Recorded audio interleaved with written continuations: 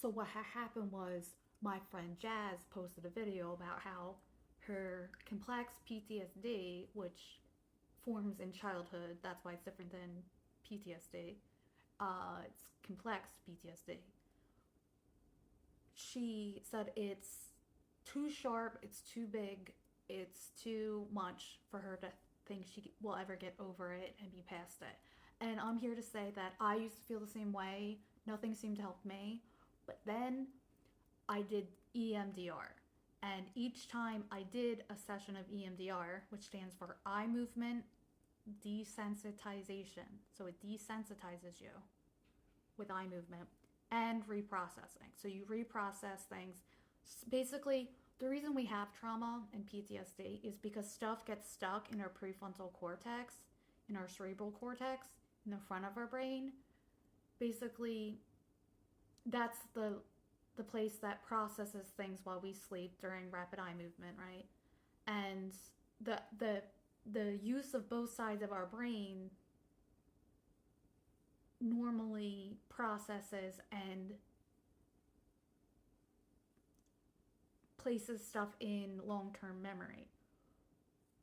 Traumatizing things get stuck there, and our brain keeps trying to reprocess things that are stuck there. So they keep coming up, and they're very sharp and painful for us.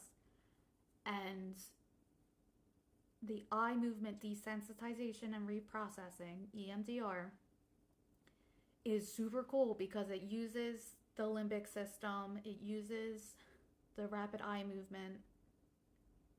Usually, there's different ways to do it, but it uses your brain's own systems to process that information finally.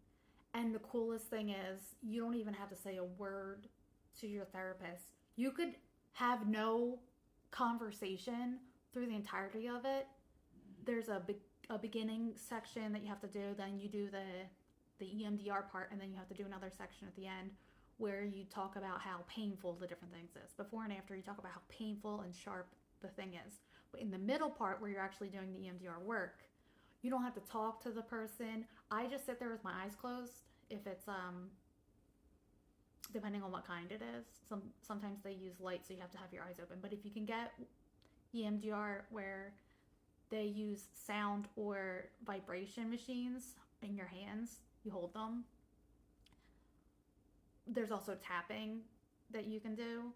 Basically, you trick your brain into reprocessing the stuff, and it bothers you less and less every session you have.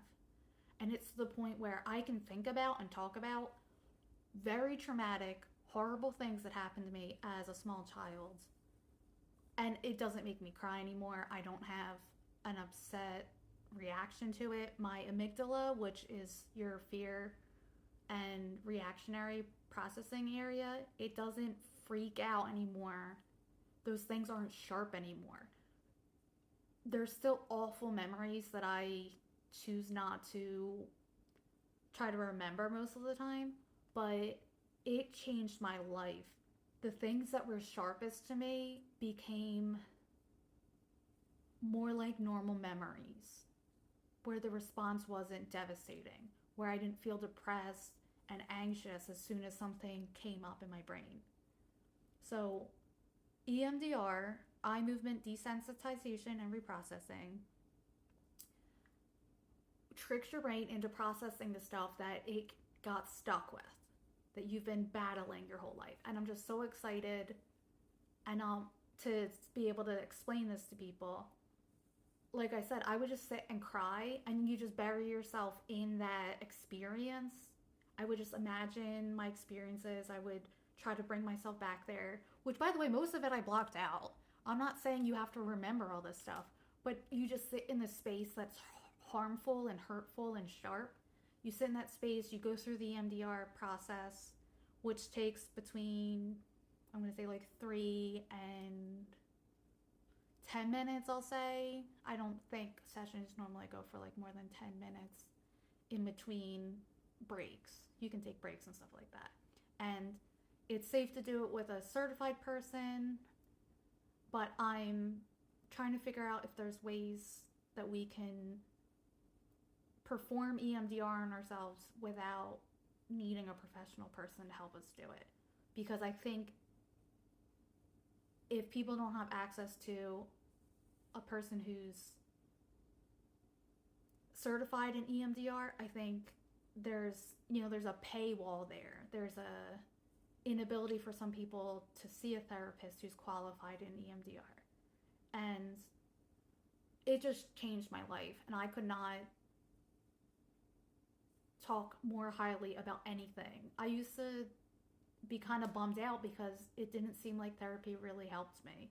As an autistic ADHD person who just wants to be happy, it really felt like there was nothing for me, because there's so many things that therapists and other people do to help people like me that don't work, like cognitive behavioral therapy. That doesn't work well on people with autism, and especially people with post-traumatic stress disorder. So I'm just excited, and if you have questions, put them down below and I will try to answer them.